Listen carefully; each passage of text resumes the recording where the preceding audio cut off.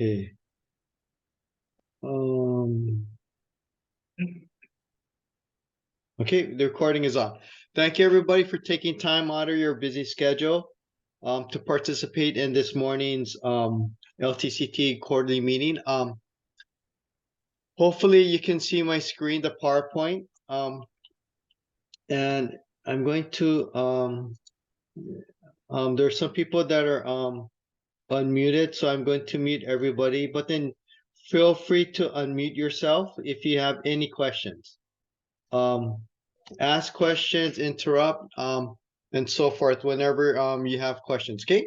And I'll try to monitor the chat. Couple of quick notes. I'd like to introduce Allison McNeil. Allison, are you? I know you're on the line. If she's my new director. Previously, my supervisor was Tanya Weatherall, but she's now our chief of staff for ODE. So I have a new boss, Allison McNeil. Allison, do you want to say anything?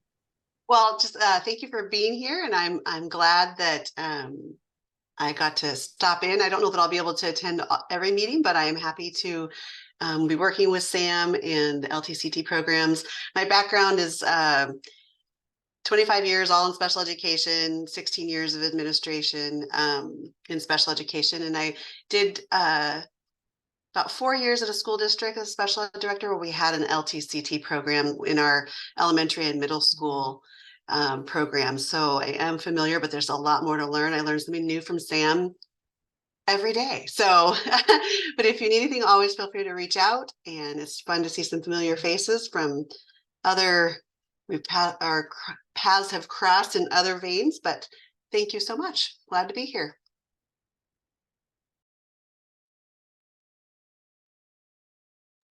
I think you're muted, Sam.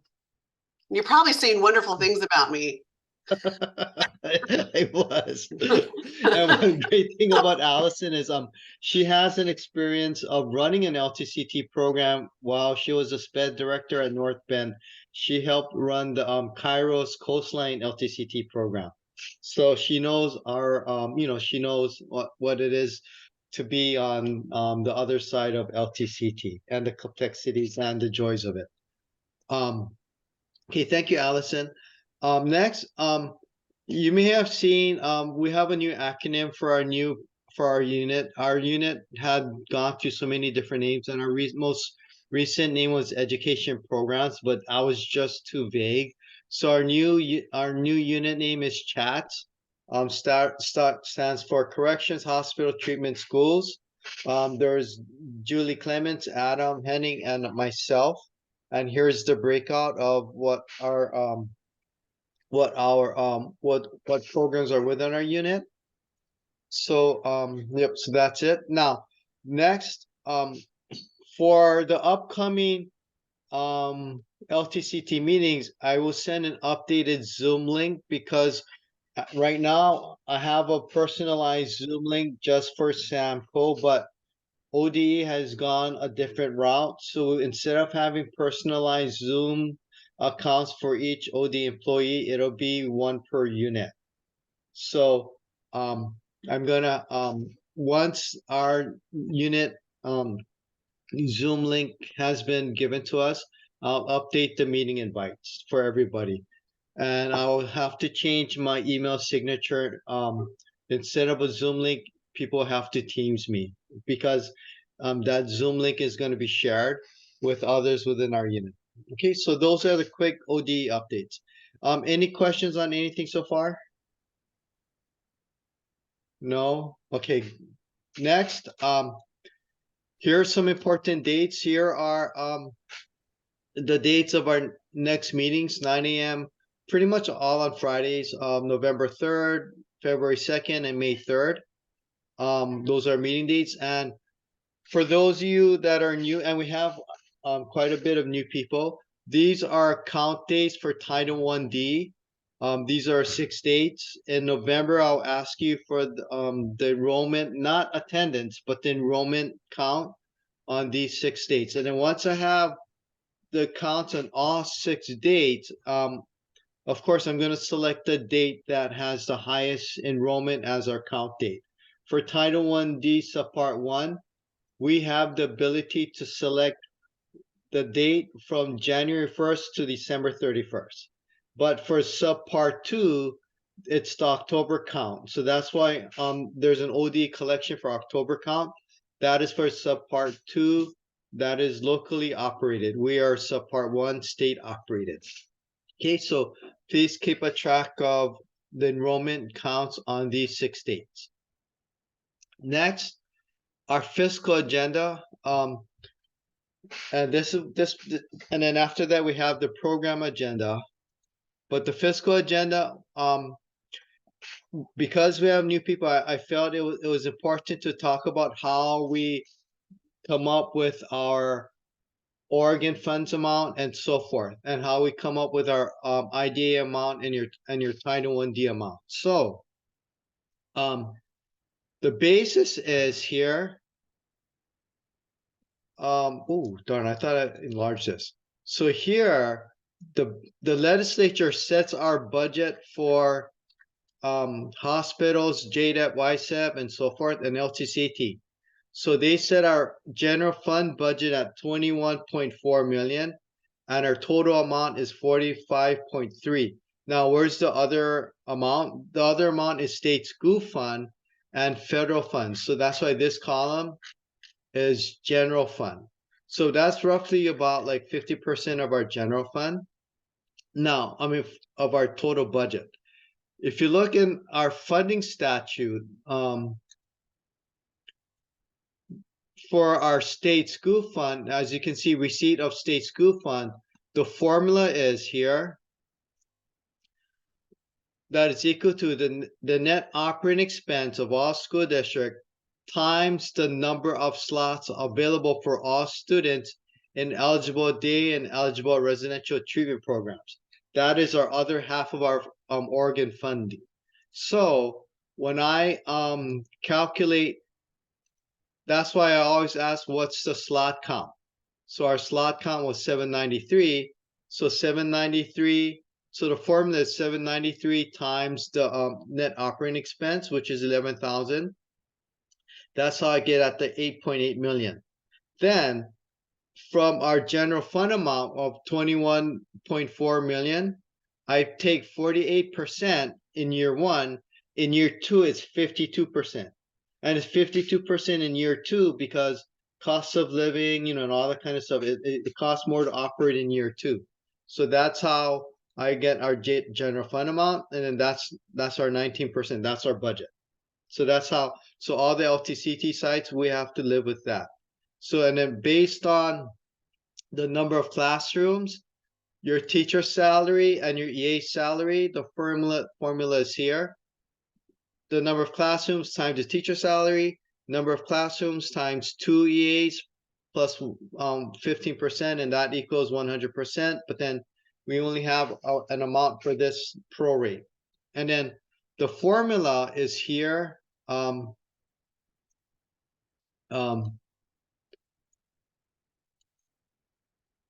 The funding formula, this was given to us by the legislature in 2015. We will base the formula per classroom at 1 teacher, 2 EAs up to 15 kids. And if you have 15 to 20, it's 1 teacher, 3 EAs. And here, and here's the 15%. Up to our discretion, we can use 15%. You can add 15%, to cover like your indirect rate, administrator costs and so forth. So that's our funding mechanism. Now, here's this. This is letter D, is something I use every single time. We have, like, for instance, some of our LTCT sites, they run K through 12, and they only have perhaps 12 total. But we provide multiple classrooms to keep the younger kids away from the older kids, yeah, and so forth. So this is our funding mechanism. So that's how I come up with our amount. And then so here, so this is the rate, and then this is your amounts. Now, how do I get to your Title I-D amount? This is 1 million is our Title I-D amount. And then here's our Title 1D count. So I just, do the formula, right? The proportional of the amount. And then for IDA, this is our IDA grant, 340. This is your IDA count on September 1, and so forth. And then this is how I arrive at your allocations. Okay.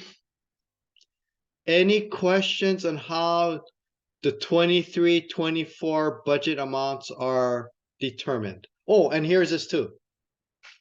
Here's the ADM collection.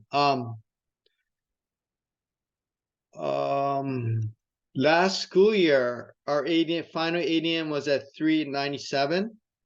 Now, when I go into today's the ADM collection for first quarter, when I go district, there's nothing because first quarter hasn't ended yet.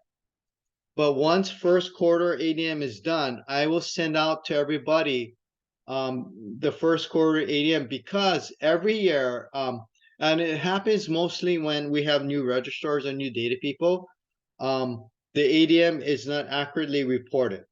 For resident district and resident school, it's 3559, and attending district is your school district or ESD, and then the attending school is your LTCT school. So once it has closed, I'll send an email out with everybody saying this is what our ADM looks like right now, and so forth. Okay. Any questions on that?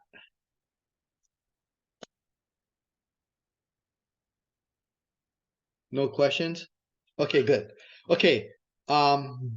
Here is our invoice tracking sheet. I'm still waiting for one more person, one more entity, or actually two more, but it's actually one more entity because I already have their fiscal to submit their final invoice. Oh, I should hide this so you guys don't know who didn't submit.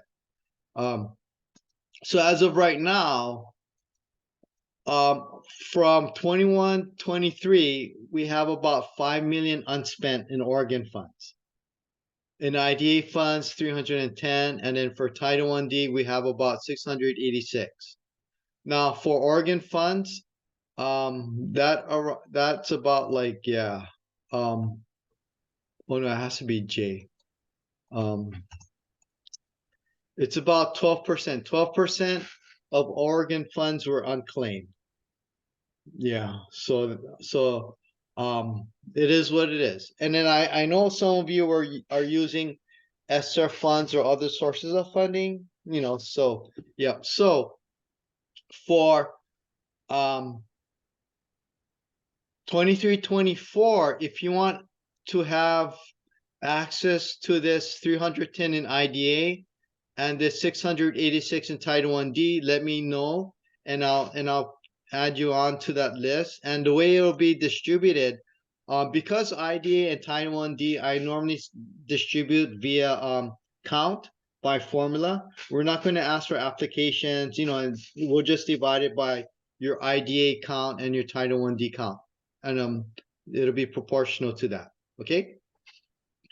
And here's this too. Now, the way our contracts are written, all of you have the ability to claim in the first year 5 reimbursements, where the first one is an upfront payment to help you with your first quarter payroll. But in the 21-23 biennia, 3 LTCT grant agreements, we ran into difficulties because they switched to that instead of a reimbursement model, and then they had some difficulties. So it's up to, and then to the point where one school district is even writing a check back to ODE to return some funds. So it's up to you whether you want to go the reimbursement route or to go by the OD schedule set in the agreement. It's how your business office wants to operate. But I'm just giving you a heads up. For the 21-23, 3 entities that did go the route of getting upfront payments kind of caused some difficulty for them. Any questions on anything so far? Sorry, look for the superintendent's meeting. Is that in the community room? Okay. Oh, someone is unmuted, like about the community room or superintendent's meeting. Yeah, I think I'm gonna mute everybody. Okay, I muted everybody. But if you want to unmute yourself, please feel free to unmute yourself if you have questions. Okay. Now, if you want access to the unused 21-23 funds, let me know by next Friday, and I'll do the calculations. And then I can send out the unused amounts quicker this year because unfortunately, our contracts haven't been sent out yet, and I apologize for that. And I know it's gonna be a hardship for some of you. I already gotten questions and emails regarding that. So yep, Alice and we talked about it the other day. Yeah, hopefully it can be resolved soon. So yeah. Any questions on that before I go into the big one about the legislative option package? Sam, I have a question. Do you need exact details on amounts needed by next Friday? No. Okay, so that's a good question, David. If you want a piece of the, like the Title 1D and the IDA, just send me an email saying, hey Sam, we North Bend School District would want some access to some of the unused funds, unclaimed funds. That's all you need. You don't need to tell me what you're going to use it for or whatnot, because your Title 1D and IDA, it's done by formula and by count. And then I'm not asking for everyone to do a written project or budget. No. Yeah. Great, thanks, Sam. Yeah.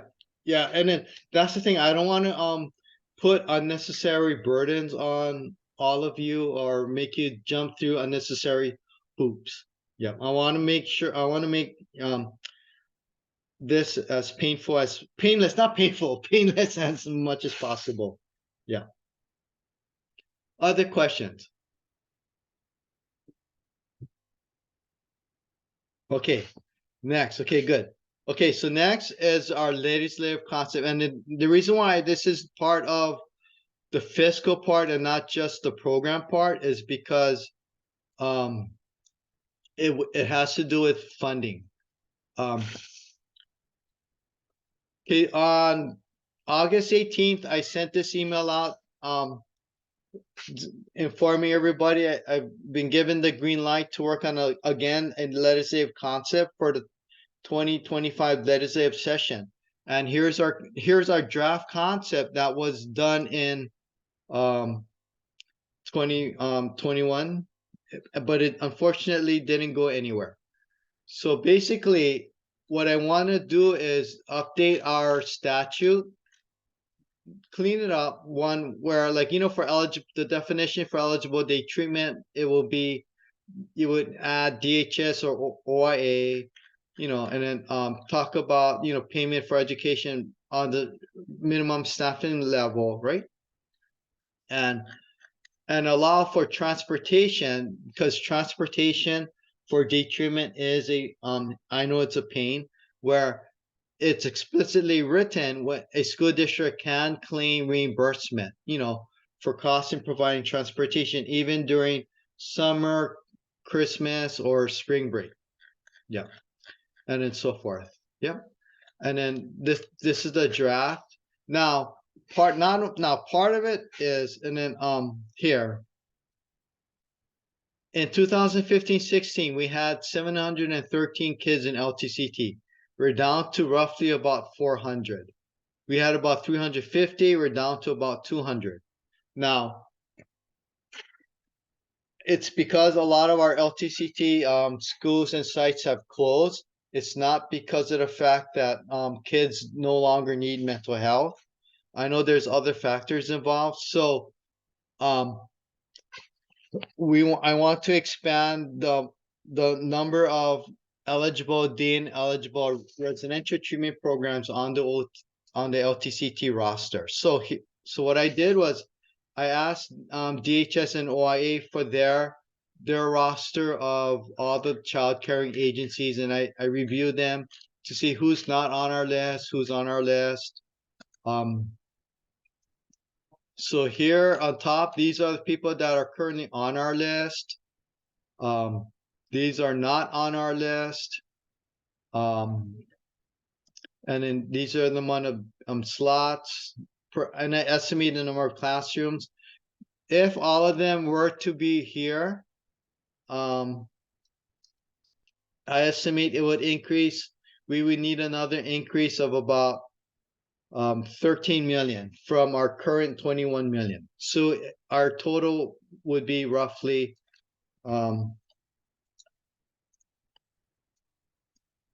like 34 million. Yep. So that's where our legislative ask it will be. Now, with that said, I have like, for instance, like, oh, this is the wrong spreadsheet. Like that 13 million can be offset with this 5 million, unspent from 21, 23. So that is some of the things that I would have to, to factor into. So that is where we're trying. And my goal is to serve more kids, have equitable services all around the state and so forth. So that's the legislative concept where I'm going to ask for additional funds to serve more of our eligible day and eligible residential programs around the state. And of course, we'll have this is one of our engagement sessions, to elicit any opinions, thoughts, feedbacks. And I'm gonna mute myself for now. Like if anyone has any questions or have any thoughts.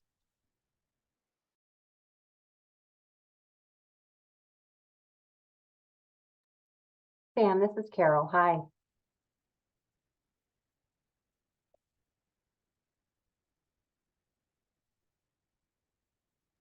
You have the floor, Carol. Oh, good, good. Sorry. I can't see you because I turned my screen off. I am wondering, I tuned in 5 minutes late, maybe 8 minutes late. Have we received our budgets for this year yet? As of yesterday, my budget meeting, we hadn't. Okay. Okay, that's a good question, Carol. The budget, I sent out the budget numbers like last year, but you haven't received the contract yet. So that's the difference. Yes. I can resend out the budget numbers I sent out last year. And then, here's our budget numbers here, Carol. So for I your saw them. I program, took the number down. yes, yeah. Here it is, yeah. But the contracts, we're still backed up. Our procurement unit is still backed up with writing the agreements out. So Okay. your total number is 260. Gotcha. Thank you. Yeah. Any other questions? Sam, this is Ray. Can I ask a question? Sure. Yeah, of course, Ray. You know, I'm gonna always ask questions. So. Do You- we need to hold on? Do we need to keep our quarterly or even monthly reimbursements until the contracts have been disseminated, or should we prepare them anyway? Okay, that's a very good question. So act as if it's going on now, like like the agreement is there, but I asked procurement people, like the money is here, it's going to be, can you invoice us right now, and then when the agreements are in place, send out the payment. They said no, you can't send us invoice or request for payments now, because there's no written agreement, there's no agreement number, and so forth. So it continue to proceed, but then as soon as the agreements are signed or whatever, and then I'll send out the invoice template, the expenditure report template, but it's pretty much all the same. I'll send that out, and then you can claim it. Yeah. So, but unfortunately, you can't claim money. You can't submit anything now, but proceed as if you had, spend and so forth. And then for Ray, for your two programs, here's your amount. Yeah. Yeah. Other questions?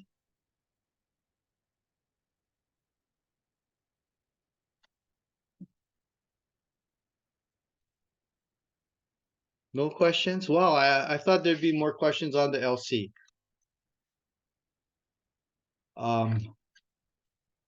And now here's an option too. this is like a nuclear option, which I don't want to state. If it's decided to just proceed on adding on all of these other non-LTCT schools, I mean LTCT, I mean like day and residential programs, and we don't get the extra 13, we might just have to live with our general fund. So that would mean everyone's amount, slice of the pie might get less. Do you guys see what I'm saying, right? Because everyone, we're all sharing. Right now, we have about 29 school LTCT schools.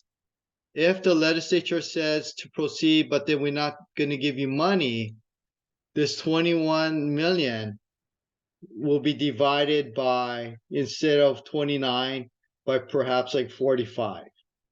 But the saving grace is, though, because our state school fund is based on the number of slots, the more slots we have, if we add on like, an extra 20 LTCT schools, our state school fund amount will increase. So it's just the general fund amount will shrink. Yeah, because the more slots we have, the more money we get from the state school fund. But then at the same time, here, yeah, and at the same time, it's not good for school districts, because if you look here, this is where our this is the state school fund website. And never print out this PDF because it's 198 pages long. See, like, has every single school district's state school fund amount. LTCT is right here. We get our amount straight off the top. So it might jump from 14.5 million to 20.5 million, which would mean school districts have less funding, because we get we get a carve out from the state school fund. Yeah. But then the school districts don't have to, fund the non-LTCT day and residential treatment programs. Okay. Okay, no other questions or comments? Okay, if not, we're gonna go into the program part of our agenda. And I received a question from or request from an LTCT school talking about parent involvement or participation in treatment plans. Does I wonder if she's on. Erica, do you want to talk about your question? Was it? I don't think I had a question about parent involvement. Was it me? I don't think, because I asked Oh, I'm about. sorry, Erica Pinkerton. Oh, okay.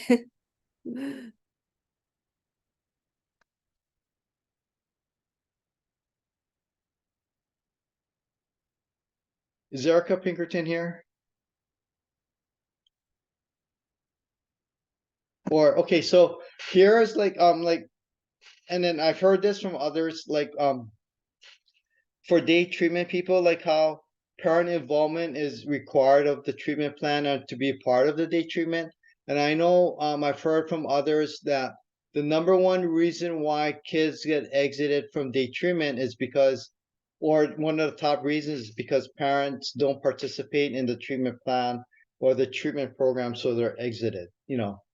And so, and then she was wondering, what are some of the other day treatment or residential treatment programs, their parent involvement requirements? Does anyone, or and if anyone has other questions of other LTCT schools?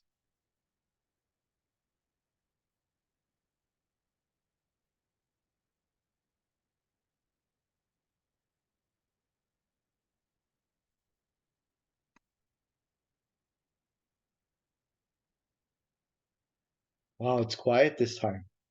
Maybe because it's beginning of the school year.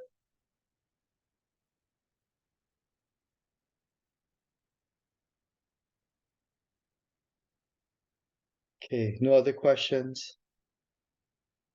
Okay, so last year, last spring, I went around the state doing our monitoring visits. And I took some pictures of some interesting things that our LTCT schools are doing. Here was from KBBH, Climate-Based Behavioral Health, how they have their driving simulator where their LTCT students can learn how to drive and so forth.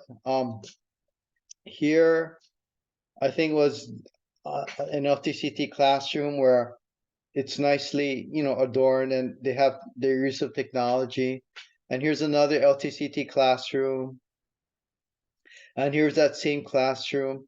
And I think it's becoming standard where LTCT classrooms have these smart boards instead of, chalkboards or whiteboards. And your SR2 or your other funds can help pay for it.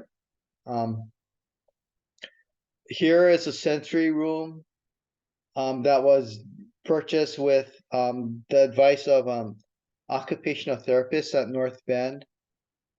Some of the equipment. And here on the sides, those are some of the padding that wasn't fully up yet. And then they're working on it. They were working on it when I was there.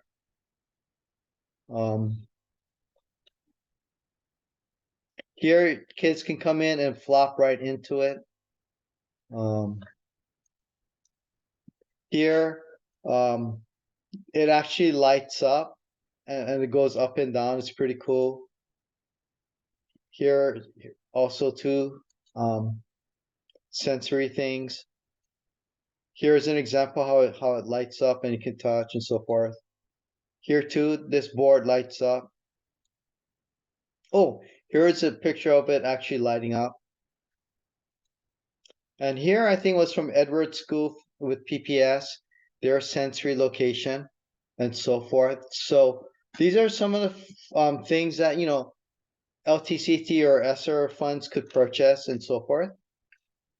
Some ideas. If you have the funds available. Yeah. Any questions? Okay, next, abbreviated day. Now, here's the statute. All right, it shrunk. Okay, so here, there are some exceptions, but the exceptions here are for, this is JDEP, YSEP, adult county jails, hospitals, Oregon School for the Deaf, and this is LTCT, but it only lists if 1CA1. Now, and what that is here,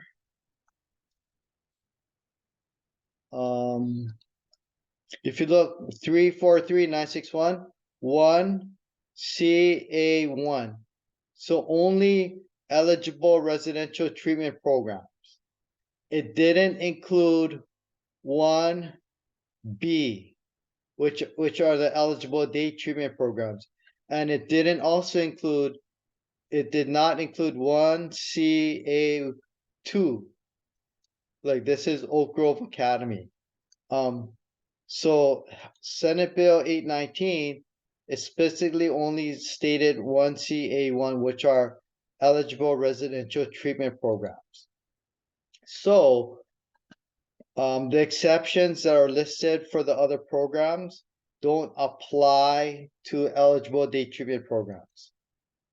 Only applies to residential treatment. And basically, the only exception is that they are, the comparison group are their program. It's not the school district.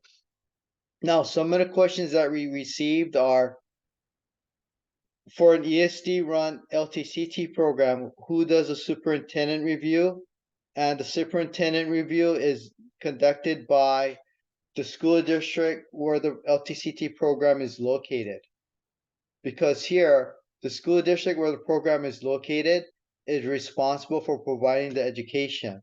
And ESDs and others are providing it on the behalf of the school district. Yep. Any questions on that?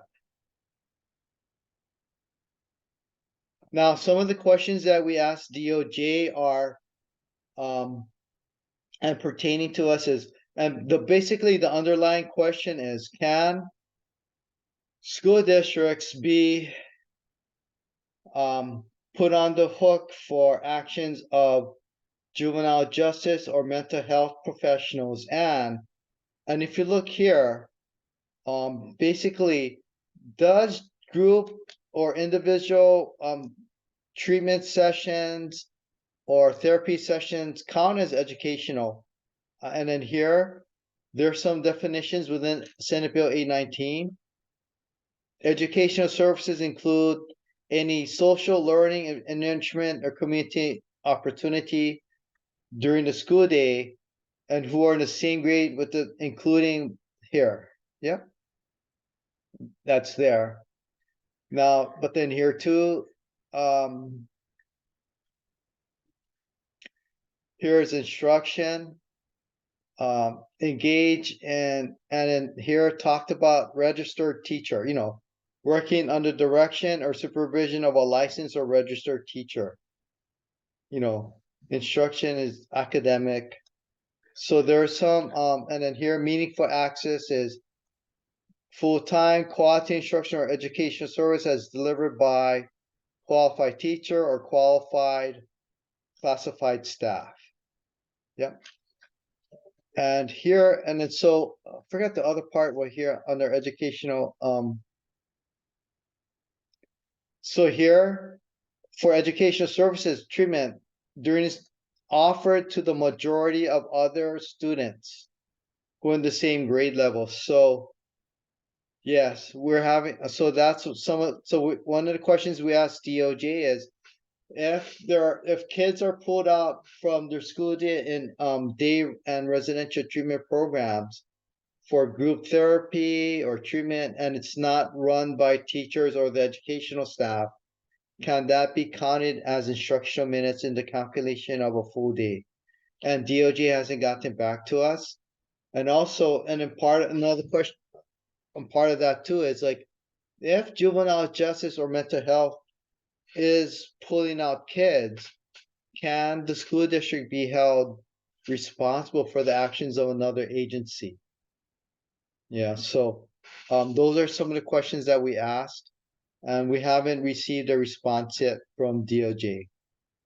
I know, so that's why we sent out that email on.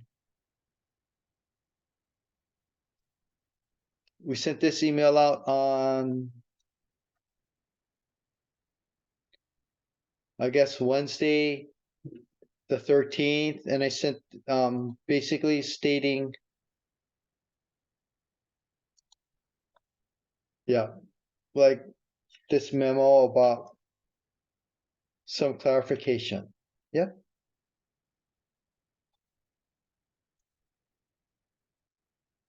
Anyone have any questions on abbreviated date?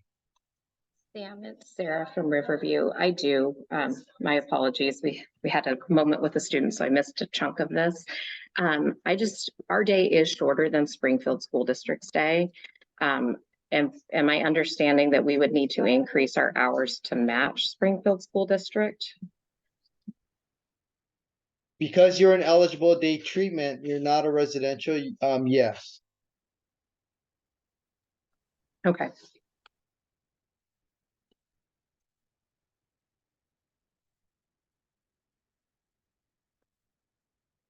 Yeah. Other questions?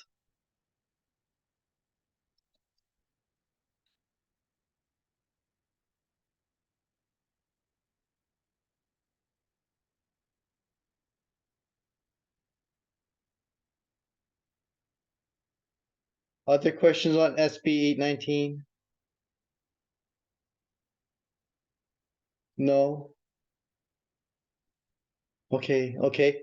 Okay, we'll proceed.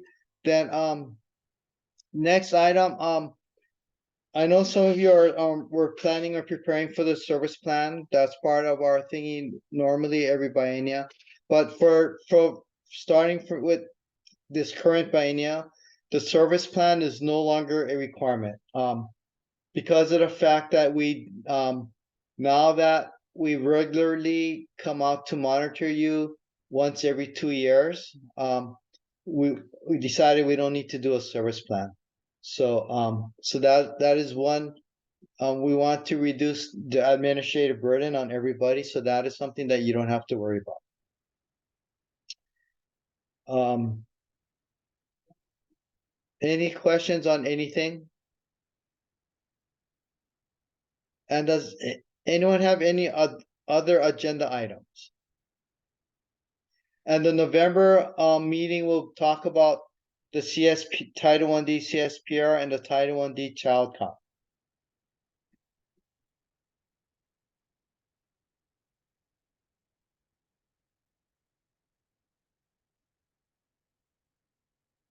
No other questions? And if you ever have thoughts that, or like, items you want on the agenda, let me know.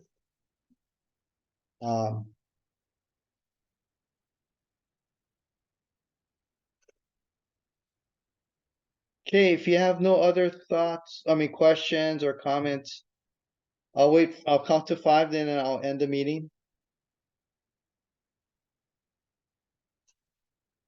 So remember, for Senate Bill 819, the comparison group for eligible residential are the eligible residential program itself, not the school district kids, but day treatment.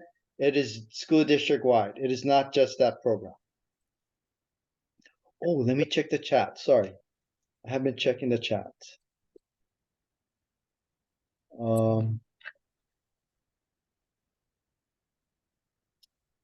Okay.